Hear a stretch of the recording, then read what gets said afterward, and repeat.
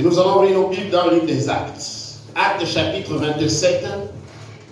Nous lirons à partir du verset 20 jusqu'au verset 25. Et si vous avez retrouvé, notez la référence biblique, je vous prie également de vous tenir debout pour honorer la lecture de la parole de Dieu. Je lis la parole de Dieu. Le soleil et les étoiles ne parurent pas pendant plusieurs jours. Et la tempête était si forte que nous perdîmes enfin toute espérance de nous sauver. On n'avait pas mangé depuis longtemps. Alors Paul, se tenant au milieu d'eux, leur dit: « Ô hommes, il fallait m'écouter et ne pas partir de Crète afin d'éviter ce péril et ce dommage.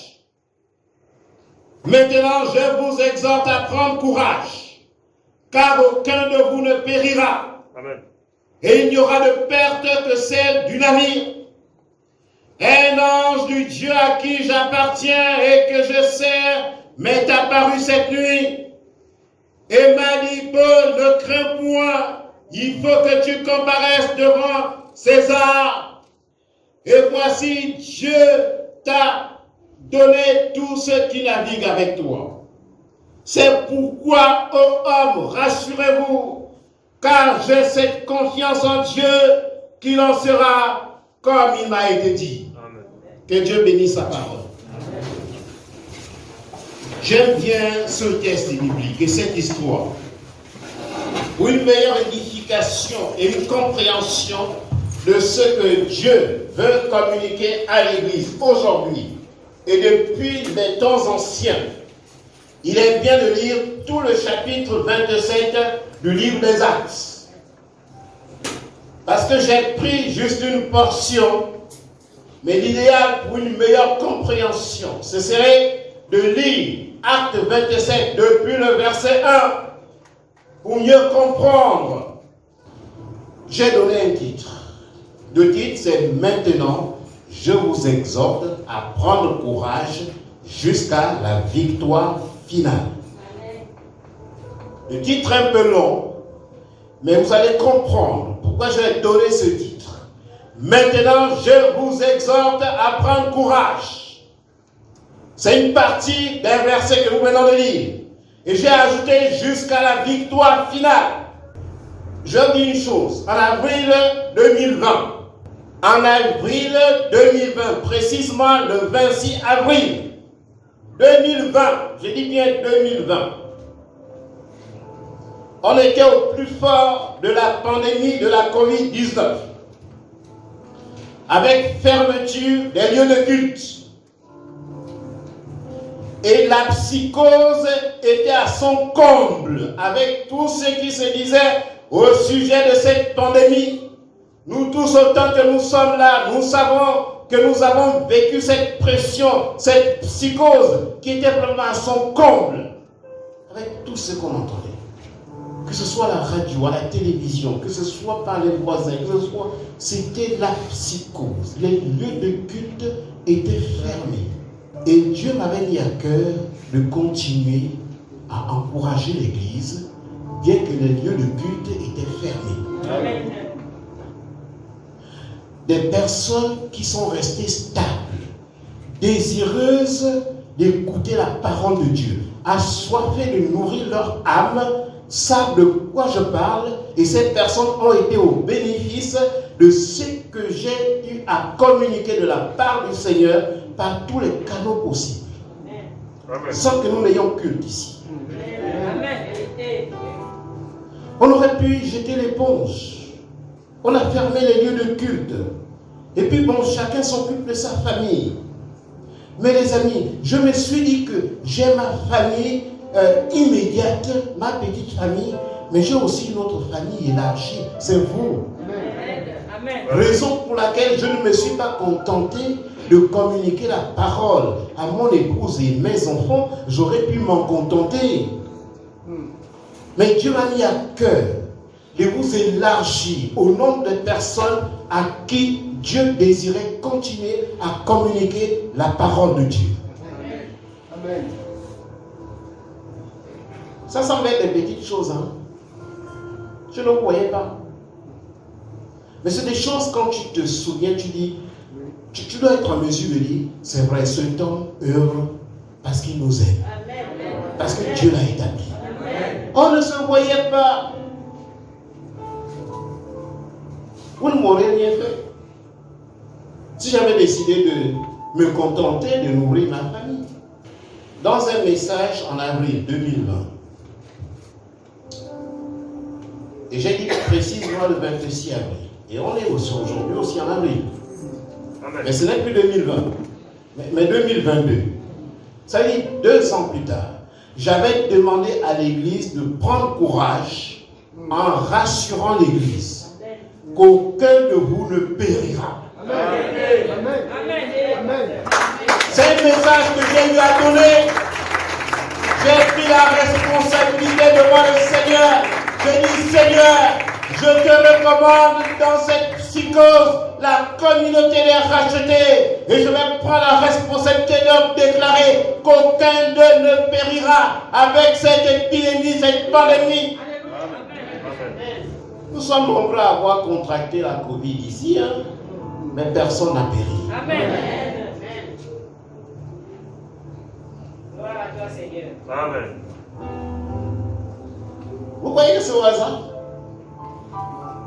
Bien parce qu'on a été plus prudent que les autres, ou bien parce qu'on a une disposition génétique à contrer des virus émergents, aussi virulents, qui a mobilisé la communauté scientifique pendant un temps fou avant de trouver, et même là encore, qu'est-ce qu'on a trouvé? Si tu ne peux pas rendre grâce à Dieu, si tu ne peux pas bénir Dieu, je ne veux pas dire merci à Dieu, c'est que tu as un problème. Ce ne sont pas les masques qui nous ont évité de périr. Je ne suis pas en train de prêcher l'irresponsabilité. La preuve en est que moi aussi j'en porte. Mais j'ai déjà vu beaucoup de gens qu'on était en train de transporter pour amener à la mort et le masque était même encore sur le visage. Ça veut dire qu'eux aussi portaient des masques, ceux qui sont partis. Donc ce n'est pas ton masque qui t'a fait rester. C'est Dieu qui a veillé sur toi. C'est Dieu qui a décidé que tu ne périras pas. Et même lorsqu'on a réouvert les lieux de culte, vous m'avez déjà vu une seule fois ici prêcher avec un masque. Non. Pas une seule fois. Pas une seule fois. J'ai choisi de prendre ce risque par la foi. Amen. Si je peux prêcher aujourd'hui sans masque, mais on est dans une situation où l'épidémie est en train de s'essouffler. Mais il y a 1 an, venir ici et tu enlèves ton masque parce que tu veux communiquer la parole de Dieu comme il se doit, il faut que tu t'appuies sur le Seigneur. Amen. Une maladie qui avait mobilisé vraiment toutes les sommités scientifiques. Les épidémiologistes, les virologues, les spécialistes des vaccins ARN, messagers, des choses qu'on n'avait jamais entendu parler. Mais ces gens ont bavé. Hein. Moi, je savais. Et j'ose espérer que vous le saviez aussi. Que aucun scientifique n'est au-dessus de notre Dieu. Amen. Aucun. Il n'existe aucun scientifique, intelligent soit-il, quel que soit ce qu'il reçoit lorsqu'il dort. Personne n'est au-dessus de notre Dieu.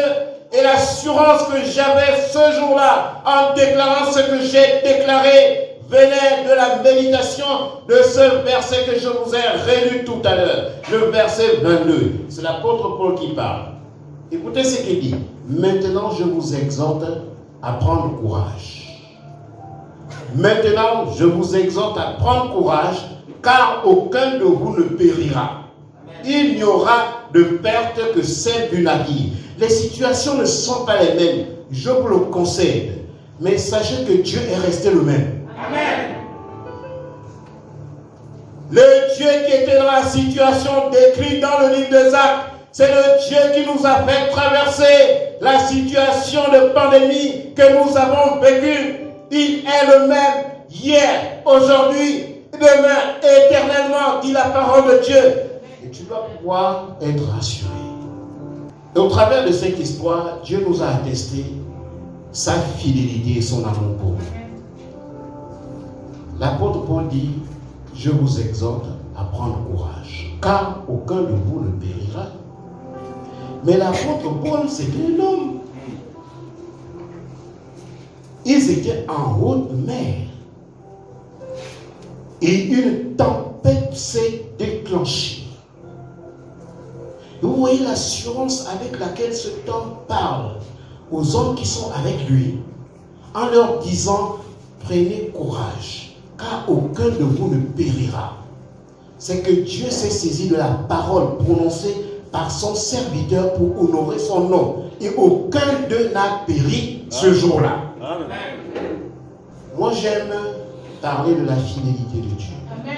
Parce que je suis le fruit de la fidélité de Dieu. C'est un sujet qui me passionne. C'est que si tu ne crois pas à un Dieu fidèle, tu risqueras de mener une vie chrétienne ballottée à tout vent de doctrine, une vie chrétienne parasitée par des doutes à chaque fois que la tempête va se lever. Vous savez, quand on étudie la vie des hommes de Dieu dans la Bible, on va se rendre compte que tous n'avaient pas un même degré de foi ou d'assurance face aux situations où l'espoir n'était presque plus permis. Tous n'avaient pas le même degré d'assurance. Vous savez, la Bible est remplie d'hommes. Et chaque homme, Dieu l'a consigné dans la Bible avec un but précis pour nous enseigner.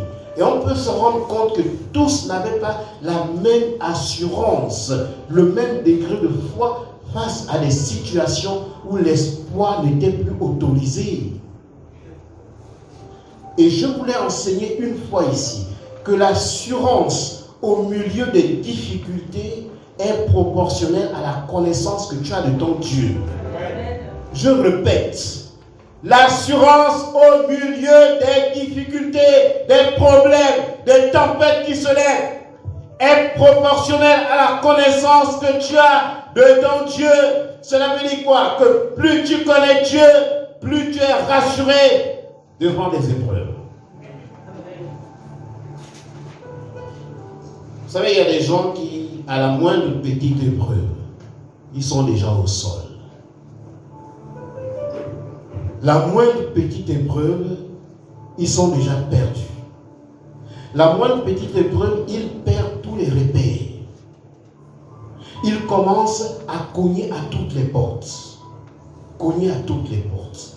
Cogner à toutes les portes. Moindre petite chose, ils sont déjà en train de cogner à toutes les portes. Mais ils oublient de cogner à une seule porte, la porte du Seigneur.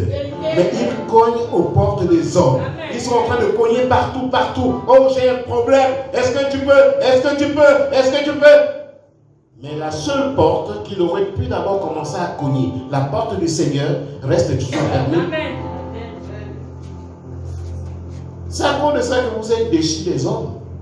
Pourquoi? Parce que vous avez mis votre espoir dans l'homme. Mais celui chez qui tu vas cogner, tu sais si lui aussi est en train d'aller cogner. Vous allez faire une association de cogneurs. Et des cogneurs aux mauvaises portes. Je constitue jamais une association de cogneurs aux mauvaises portes. Dieu est capable de répondre à ta situation dans laquelle tu te trouves. Pour qu'il ne partage pas sa gloire avec un homme. Dieu ne partage pas sa gloire avec un homme. Vous savez, parlant des événements à venir, vous savez que le monde ne restera pas comme nous le connaissons aujourd'hui. Il arrivera des choses sur cette terre. La Bible nous le dit. Et la Bible nous avertit qu'il y aura des moments difficiles qui vont arriver sur la terre. Et parlant de ces moments difficiles, Daniel, celui qui a écrit le livre de Daniel, il a dit, ceux du peuple qui connaîtront leur Dieu agiront avec fermeté. Amen. Est-ce que tu sais agir avec fermeté? Simplement parce que tu connais ton Dieu. Vous savez, l'apôtre Paul avait une grande connaissance de son Dieu. Parce qu'il a traversé des moments exceptionnellement difficiles. Depuis le chemin de Damas, lorsqu'il a rencontré Jésus-Christ, Jésus-Christ a dit, cet homme était un instrument que j'ai choisi pour porter mon nom devant les nations. Et je vais lui montrer ce qu'il doit souffrir à cause de mon nom. Et là, il est maintenant en train de souffrir à cause du nom de Jésus. Parce que ce que Dieu dit, ça s'accomplit toujours. Mais ça ne s'accomplit pas contre nous. Ça s'accomplit toujours en notre faveur. Voilà pourquoi cet homme avec assurance dit, j'ai la ferme conviction qu'aucun de vous ne périra. Vous savez, quand on est chrétien et qu'on se retrouve bloqué dans une tempête, la tempête dont on parle ici, est-ce que c'est la tempête au sens propre ou la tempête au sens figuré? Mais comment figuré? C'est une tempête, ils sont amers là. C'est un livre historique, le livre des Actes. C'était la tempête. C'est pas figuré là. C'était la vraie tempête. C'était la vraie mer. C'était la vraie barque. Et c'était les vrais hommes.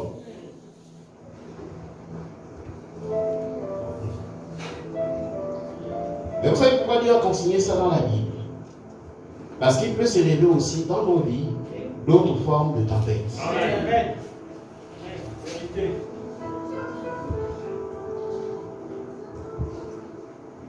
Moi j'aime Dieu parce que vous savez, quand tu lis sa parole, tu te rends compte que Dieu savait que durant mon passage sur la terre, je pourrais être confronté à des tempêtes.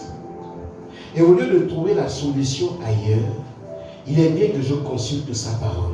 Cette histoire a été consignée pour nous enseigner, pour dire que la tempête qui s'est levée dans la vie de l'apôtre Paul et ses compagnons peut également se lever dans nos vies. Je sais qu'on est dans un environnement chrétien où on a parasité la compréhension des chrétiens en leur faisant croire que les tempêtes ne peuvent pas se lever. Mais le quotidien nous enseigne le contraire. Mais les tempêtes ne se lèvent pas pour nous tuer. Dieu n'a jamais dit qu'il n'y aura pas de tempêtes. Ce que Dieu a dit, c'est que tu ne seras pas seul dans la tempête. C'est deux choses différentes. Moi, je parle en tant que pasteur, parce qu'au-delà de la méditation de la parole de Dieu, moi, je regarde vos vies. Je les observe, je vois. Et je vois l'attitude des gens lorsque la tempête s'élève dans leur vie. Ils deviennent pâles. Ils deviennent indifférents. Ils deviennent absentéistes. Et ils ignorent que la tempête ne s'apaise que dans la présence de Dieu. C'est la raison pour laquelle mon secrétariat est parfois saturé de vos messages. Mais les autres ne savent pas. Oh pasteur, je ne sais pas. Tu as prié. Qu'est-ce que Dieu t'a dit? Il t'a dit, appelle le pasteur. Parce que nous tous, on a eu à traverser des tempêtes. En étant sur la responsabilité de pasteur. Mais si tu commences d'abord à chercher le secours du pasteur, quand tu es dans la tempête, tu as pris le mauvais chemin. Cherche d'abord le secours de Dieu. Et maintenant, Dieu peut te dire, je vais instruire mon serviteur qui sera à ton service pour telle ou telle chose. Mais si tu n'as pas au préalable fléchi les genoux devant ton Dieu, Dieu peut endurcir son serviteur qui ne te viendra même pas en aide. Amen. Ce n'est pas parce qu'il est mauvais, mais c'est toi qui n'as pas choisi la bonne porte. Amen. Dieu n'a jamais dit qu'il n'y aura pas de tempête. Il a plutôt promis ne pas nous abandonner dans la tempête. Regardez ce qui est dit au verset 20. Le soleil et les étoiles ne parurent pas pendant plusieurs jours. C'est une histoire réelle. Le soleil et les étoiles ne parurent pas. Et la tempête était si forte que nous perdîmes enfin toute espérance de nous sauver. J'avais demandé une fois, vous savez qui parle comme ça? Au verset 20, le soleil et les étoiles ne parurent pas pendant plusieurs jours. Et la tempête était si forte que nous perdîmes enfin toute espérance de nous sauver. Est-ce que c'est l'apôtre Paul qui parle comme ça? Non. Non. Ce n'était pas son discours. C'était un homme positif. C'est pas lui qui parle comme ça. Qui parle comme ça? Luc. C'est Luc qui a écrit le livre des Actes. C'est lui qui est en train de parler comme ça. C'est lui qui relate. C'est un livre historique. Il est en train de parler. Il est en train de faire le compte rendu de ce qui s'est passé au temps des apôtres. Et il était de ceux qui étaient dans le bateau. L'apôtre Paul ne parle pas comme ça. Ça veut dire que ce que toi tu prononces peut se retourner contre toi. Attention aux pensées négatives, aux paroles défaitistes lorsque tu es dans la tempête. Attention aux paroles que tu prononces lorsque tu traverses la tempête. Parce que ces paroles sont révélatrices de ton degré de connaissance de Dieu. Ce que Dieu n'a pas décidé ne peut pas arriver. Amen. Même si c'est à l'extrême, rien n'arrivera. Dieu est celui qui décide en dernier ressort dans la vie de ses enfants. Et même lorsqu'il permet une situation, tu sortiras grandi de cette situation-là. Même si tu perds ta vie. Pourquoi dire? Celui qui voudra sauver sa vie la perdra. Et celui qui la perdra, à cause de moi, la retrouvera. Et jusqu'où ça va? Au point même de perdre ta vie. Il dit, si tu la perds à cause de moi, tu vas la retrouver. C'est bien de perdre sa vie à cause du Seigneur. Parce que beaucoup des hommes de la terre perdent leur vie en voulant se sauver eux-mêmes. Ils veulent se sauver de la famine, ils veulent se sauver des situations particulières. Mais ceux qui se jettent dans la bataille pour la gloire de Dieu, tout en mettant leur vie en jeu, vous savez, même pour se tenir ici, tu t'exposes aux entités spirituelles. Ne voyez pas que c'est un discours qui se passe comme si on était à l'Assemblée nationale. Même à l'Assemblée nationale, si tu parles, il y a peut-être des gens qui peuvent te toiser. Mais là, il y a des personnes physiques, il y a aussi le monde spirituel qui est là. Il faut avoir cette certitude que Dieu déploie ses anges autour de toi. Et quoi qu'il arrive, il n'a pas perdu le contrôle de chaque situation autour de toi. Moi, si je me tiens ici, c'est parce que je suis rassuré de la présence de mon Dieu à mes côtés. Hein? Ça fait 8 ans que ce ministère existe. Amen. Combien l'ont haï à mourir? Et combien ont haï celui qui est porteur de la vision à mourir? Jusqu'aux tentatives d'empoisonnement. Et pour tout, je fais rien. Je viens prêcher la parole de Dieu. En espérant vous bénir, en espérant vous fortifier, en espérant que votre foi va grandir. Et quand je termine, je rentre chez moi. Rien de plus. Je ne demande rien à personne. Je suis comme l'apôtre Paul qui avait dit aux chrétiens de l'église d'Éphèse que je n'ai désiré ni l'or ni l'argent de personne. Vous savez, la situation que nous avons lue dans le livre des Actes était une situation extrêmement désespérée. La Bible dit que le jour et la nuit étaient devenus presque la même chose. Pas le soleil la journée, pas l'étoile la nuit. La Bible ne ment pas. Hein? Ça s'est passé comme ça. Si tu as été un jour en Europe, tu t'es peut-être rendu compte que en hiver, à 8 heures, on peut être encore dans le noir. Le noir total. c'est que vous vous habillez avec des lampes, avec de l'éclairage. Parfois jusqu'à 9 heures. Quand j'ai lu le mois, c'est comme s'il était 24 heures. La Bible nous décrit une situation où le jour et la nuit étaient presque la même chose. Pas de soleil la journée, pas d'étoiles la nuit. C'était sombre. Et comme si cela ne suffisait pas, il y a eu une forte tempête qui s'est déchaînée sur eux dans l'obscurité totale. L'obscurité, c'est déjà un problème. Mais si en plus de l'obscurité, la tempête se déchaîne sur vous, et s'il vous plaît, vous n'êtes pas sur la terre ferme, vous êtes en haute mer. C'est qu'il y a comme une succession de situations désespérées. Et il y a des situations, parfois dans nos vies, on a l'impression que le ciel te tombe sur la tête. Tu auras souvent affaire à des situations où tu as l'impression que le ciel te tombe sur la tête. Quand cela arrivera dans ta vie, s'il te plaît, par les compassions de Christ, souviens-toi de cette histoire-là. Que Dieu est fidèle. Que le ciel ne va pas te tomber sur la tête. Qu'il n'y a rien qui soit hors de contrôle de ton Dieu. Même l'obscurité totale, Dieu est capable de dissiper l'obscurité. Parfois, le premier problème n'a même pas encore trouvé la solution. Il y a un deuxième problème qui arrive. Vous n'avez jamais vu ça? Et même le deuxième problème n'a pas encore trouvé de solution. Il y a un troisième problème qui arrive plus dangereux encore que les deux premiers. L'Église a été suscitée pour que cela soit dit aux hommes. Amen. Parce que quand ce sont les païens, ils vont trouver des solutions là où Dieu n'est pas. Il y a des gens qui ont vendu leur âme au diable. Ils ont pris leur âme. Ils ont pactisé avec le diable. Vous dites que je te vends mon âme à cause de ce genre de situation.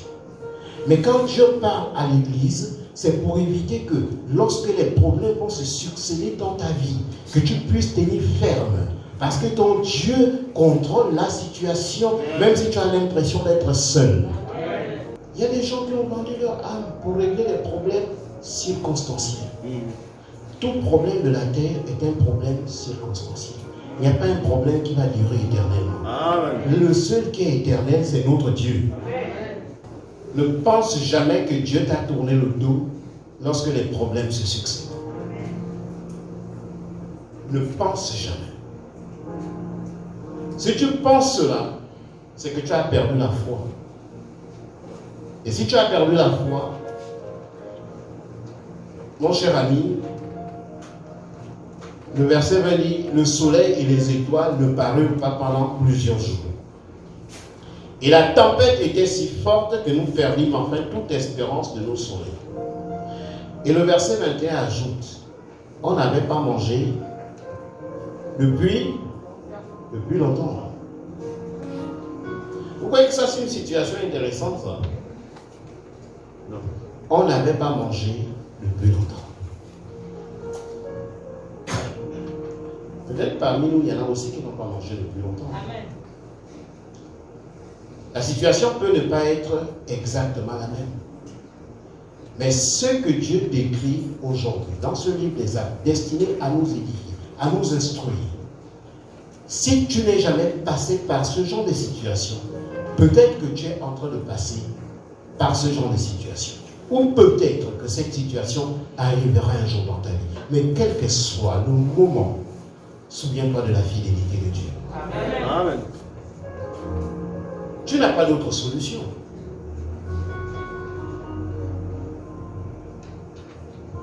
Ne prends pas les solutions de raccourci. Alléluia. Les solutions de raccourci ont toujours ajouté plus de problèmes qu'au problème lui-même. C'est-à-dire que tu ne feras qu'accumuler problème sur problème. Paul était un homme de même nature que nous. Je vais terminer. Il était aussi de la dispensation de l'Église. Ce n'est pas un homme de l'Ancien Testament. Et ce n'est même pas un homme de l'époque du ministère terrestre de Jésus. C'est un produit pur de l'Église, l'apôtre Paul. Il est de la dispensation de la grâce.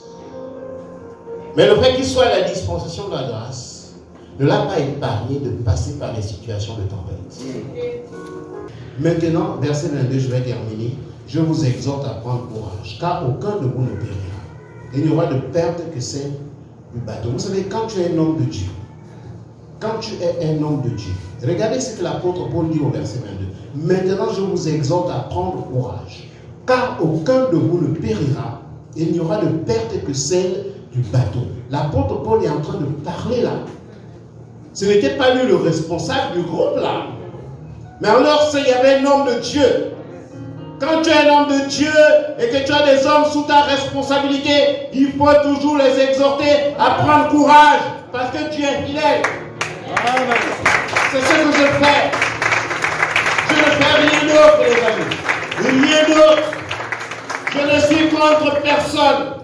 Je ne vise personne. Je suis celui-là qui a reçu la responsabilité de dire à ceux à qui Dieu m'a confié de prendre toujours courage. C'est ça mon rôle. J'ose espérer qu'en sortant d'ici aujourd'hui, s'il y a une situation devant laquelle tu étais en train de baisser les bras, une situation devant laquelle tu étais en train de chercher maintenant les solutions de l'empressement, les solutions de l'impatience, Dieu te dit, prends courage, il est fidèle. Il va arriver un moment où il se souviendra de toi. C'est ça la vie à laquelle Dieu nous appelle. C'est en vertu de ça qu'un chrétien ne peut pas verser dans des compromis dans lesquels les païens sont. Parce que nous pouvons traverser les mêmes situations que les païens, mais nous n'avons pas la même attitude que les païens. Amen. Que Dieu bénisse sa parole. Amen.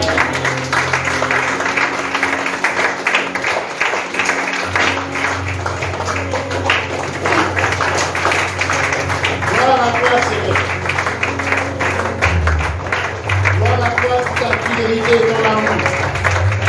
Tu es notre Père, tu es notre Dieu.